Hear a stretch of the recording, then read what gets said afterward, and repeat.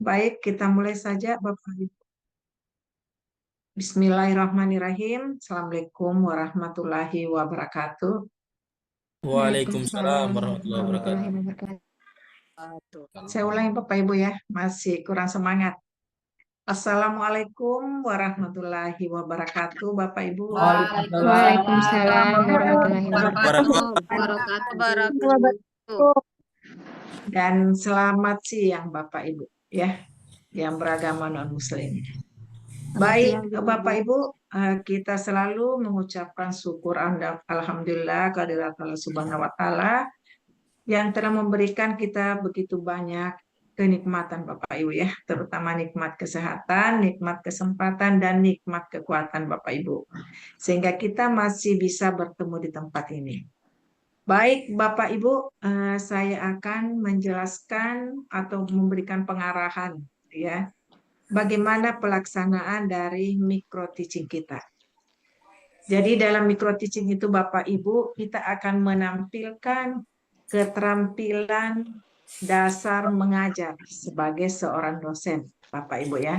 Jadi keterampilan dasar mengajar itu bagaimana kemampuan yang dimiliki oleh seorang pengajar, Bapak Ibu, atau sebagai seorang dosen untuk melaksanakan tugas mengajar secara efektif, efisien, dan profesional.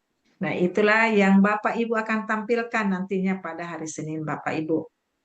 Ya, jadi Bapak Ibu kita akan melaksanakan. Jadi hari Senin masih ada satu materi Bapak Ibu ya, yang pagi hari jam 8.30 dan jam 1 kita akan melaksanakan micro teaching. Nah, micro teachingnya ini Bapak Ibu akan dibagi menjadi 11 kelompok dan waktunya bersamaan Bapak Ibu. Ya. Jadi satu kelompok itu Bapak Ibu ada 11 peserta. Nah, di dalam satu kelompok ini Bapak Ibu akan mempraktekkan atau memaparkan bagaimana Bapak Ibu memberikan perkuliahan di kelas secara mikro. Dan Bapak Ibu ya menganggap temannya itu sebagai mahasiswanya ya, supaya Bapak Ibu bisa mengeluarkan seluruh kemampuan dasar mengajarnya ya. Baik, Bapak Ibu, saya akan tampilkan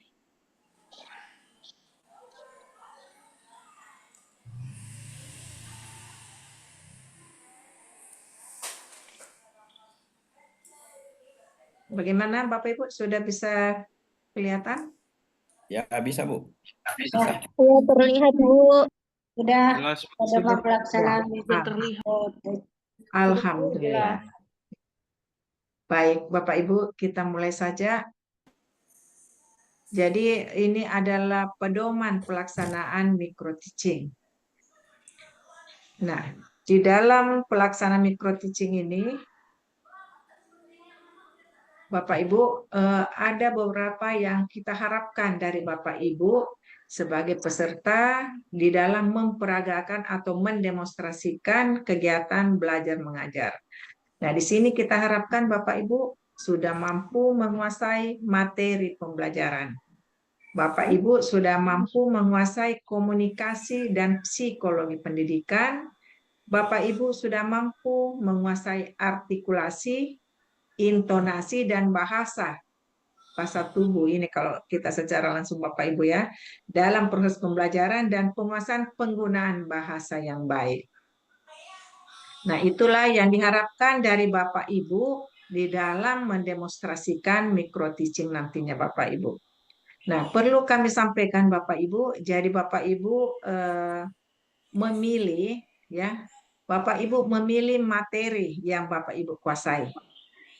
Atau Bapak Ibu memilih mata kuliah apa yang dikuasai dan memilih pertemuan keberapa yang akan diperagakan nanti di dalam micro teaching. Jadi satu saja Bapak Ibu, satu.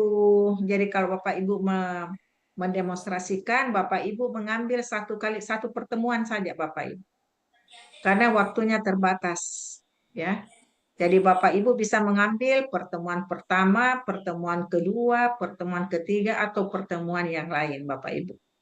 Nah, tentu saja Bapak Ibu, kalau pertemuan pertama berarti Bapak Ibu menampilkan apa itu RPS-nya atau menampilkan kontrak pembelajaran, ya, atau menampilkan CPMK-nya dan sebagainya, ya.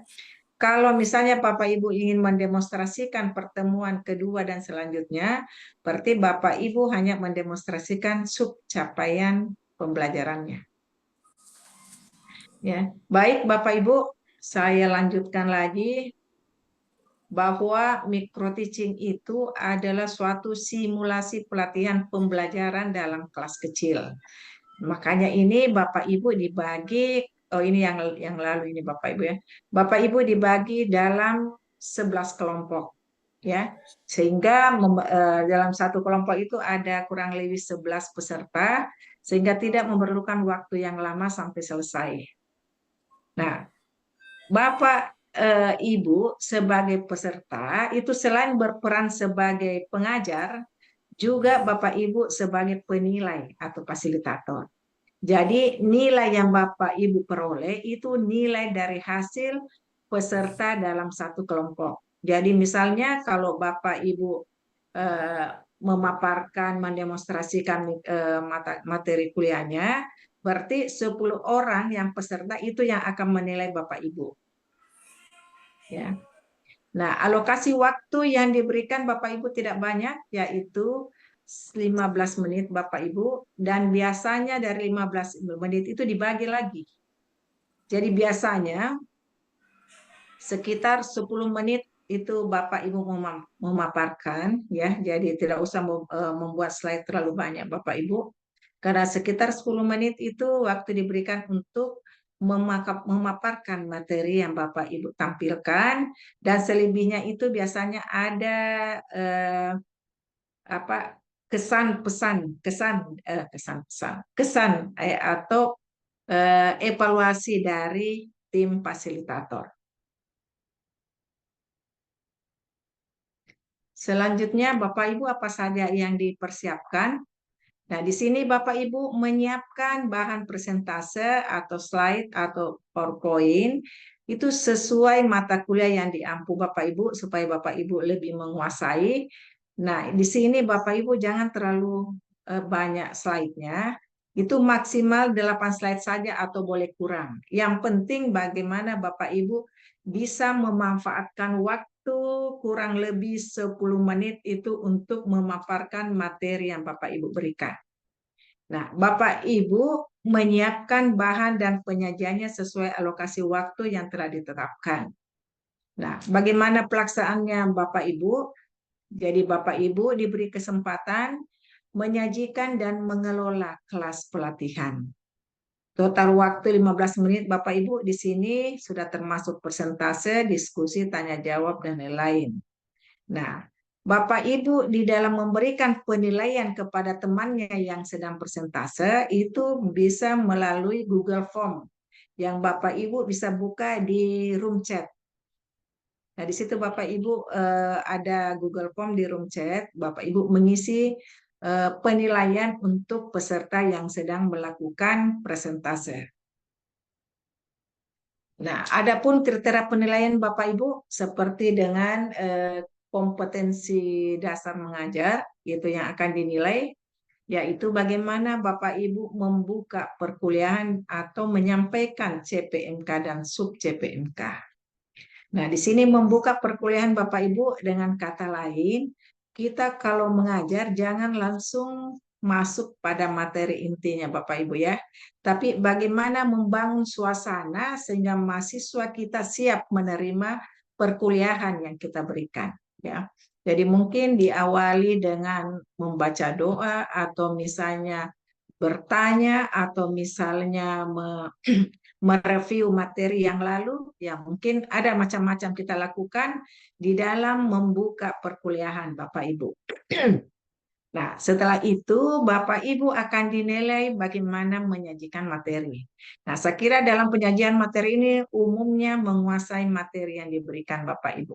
Ya, umumnya. Jadi selama kami sebagai fasilitator, kami melihat itu umumnya sangat menguasai materinya. Cuman beberapa kriteria ini yang kadang dilupakan karena terlalu serius menyajikan materinya Bapak Ibu.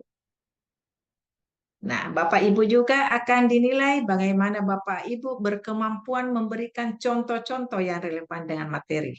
Ya, karena kadang untuk supaya mahasiswa bisa memahami apa yang kita berikan, itu biasanya dengan memberikan contoh-contoh itu pemahamannya akan lebih cepat dipahami oleh mahasiswa. Nah, bagaimana Bapak Ibu menguasai teknologi? Mungkin dengan menggunakan PowerPoint, model-model PowerPoint, bagaimana memberikan contoh-contoh media pembelajaran, misalnya Bapak Ibu, itu adalah merupakan salah satu penilaian. Bagaimana penilaian Bapak Ibu di dalam mengaktifkan mahasiswa? Jadi Bapak Ibu jangan ngomong terus Bapak Ibu ya. Karena kalau Bapak Ibu menjelaskan terus-menerus, jangan-jangan mahasiswanya pada hilang semua di belakang, ya. Nah, jadi Bapak Ibu di sini bagaimana supaya mahasiswa dilibatkan di dalam pembelajaran Bapak Ibu ya. Jadi mungkin diberikan misalnya kesempatan bertanya atau diberi kesempatan misalnya menjawab atau diberi kesempatan untuk memberikan contoh-contoh yang mereka pernah alami dan sebagainya. Yang jelas kita mengaktifkan mahasiswa Bapak Ibu. Nah, yang selanjutnya penilaian kepada Bapak Ibu bagaimana memotivasi mahasiswa. Nah, jadi di dalam perkuliahan itu wajib kita melakukan motivasi Bapak Ibu ya, supaya mahasiswa itu bisa serius memperhatikan atau mengikuti materi yang kita berikan Bapak Ibu. Selanjutnya, bagaimana Bapak Ibu menggunakan waktu penyajian secara efektif. Karena biasanya Bapak Ibu karena terlalu serius ya, sampai lupa waktu ya, sehingga tidak menampilkan semua kriteria penilaian Bapak Ibu. Jadi itu juga harus diperhatikan Bapak Ibu ya. Nah, yang terakhir bagaimana Bapak Ibu melakukan evaluasi hasil belajar. Nah, evaluasi hasil belajar ini Bapak Ibu bagaimana Bapak Ibu punya kemampuan menutup perkuliahan Bapak Ibu. Apakah Bapak Ibu mereview kembali materi yang sudah diberikan atau Bapak Ibu memberi kesempatan mahasiswa untuk mereview apa yang sudah kita jelaskan atau misalnya Bapak Ibu memberikan tugas-tugas kepada mahasiswa kita. Nah, itulah kriteria Bapak Ibu yang kita harus tampilkan di dalam micro teaching. Nah, saya lanjut lagi Google Form penilaiannya Bapak Ibu ya. Sebelum saya berikan kesempatan untuk bertanya.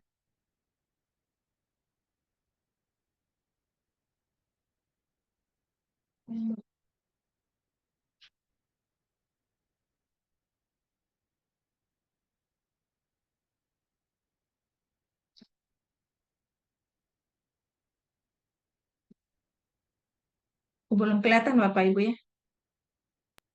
Belum, Prof. Belum, Bu. Belum, Prof.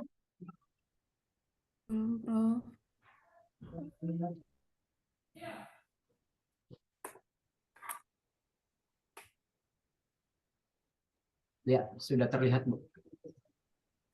Sudah Bapak Ibu ya? Sudah kelihatan? Ya, sudah. Ya, Prof. Ya. Nah, ini Bapak Ibu yang form penilaian yang Bapak Ibu klik nanti di room chat Bapak Ibu ya. Nah, di sini Bapak Ibu jadi nanti Pak Iram akan membagikan besok mengenai kelompok-kelompok yang Bapak Ibu masuki ya. Jadi kalau Bapak misalnya masuk di room 3, Bapak klik room 3. Nah, selanjutnya Bapak menuliskan nama pemateri yang sedang persentase ya.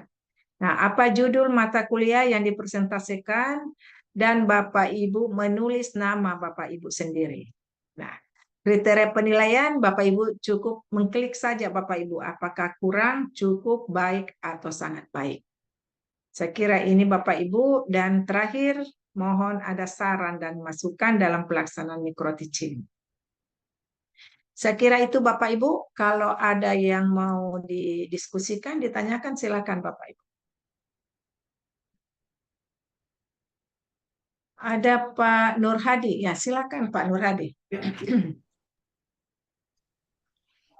Mungkin hanya satu dua ya, karena saat ini waktunya juga sudah dan narasumber berikutnya sudah bergabung di Zoom, Bu.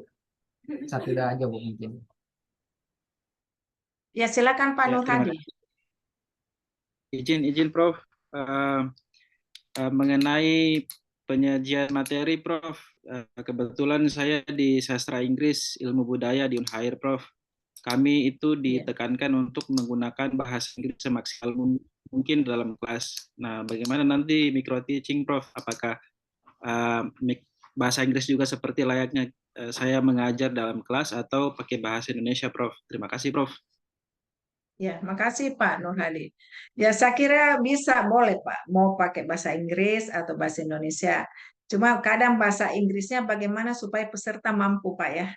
Jadi bagaimana kita memberikan contoh-contoh supaya mereka merasa dilibatkan dalam perkuliahan. Ya, boleh Pak, boleh. Terima kasih Prof. Ya, yang kedua Ibu Dia, silakan Ibu. Ya, terima kasih Prof. Nuraini dan juga Pak Irham. Sama saya seperti Pak Nur Hadi tadi, saya dari prodi saya mengajar bahasa Inggris. Biasanya saya ketika di kelas itu kan banyak latihan ya, Prof. Nah, apakah nanti ketika di sesi ini karena 10 menit saja, ketika saya memberikan tugas, apakah dianggap pre-memory saja atau gimana, Prof? Ya. Atau mereka benar-benar memang Ya. harus engage di praktis itu? Terima kasih. Ini Ibu ya tergantung bagaimana strateginya. Ibu bisa pre-memory atau tapi yang jelas 8 kriteria itu Ibu ya, Ibu tampilkan ya. Jadi bisa mampu kok, cukup waktunya ya. Makanya Bapak Ibu jangan terlalu terlena memberikan materinya Bapak. Ya. Walaupun materinya 1-2 slide tapi semuanya mampu ditampilkan itu jauh lebih baik. Jadi jangan memburu bagaimana menyelesaikan materi, tapi bagaimana menampilkan semua kriteria yang ada. Ada yang lain Bapak Ibu? Mungkin sudah cukup. Ya, sudah jelas Bapak Ibu ya. Ya, kalau sudah jelas, saya kira mudah-mudahan hari Senin kita bisa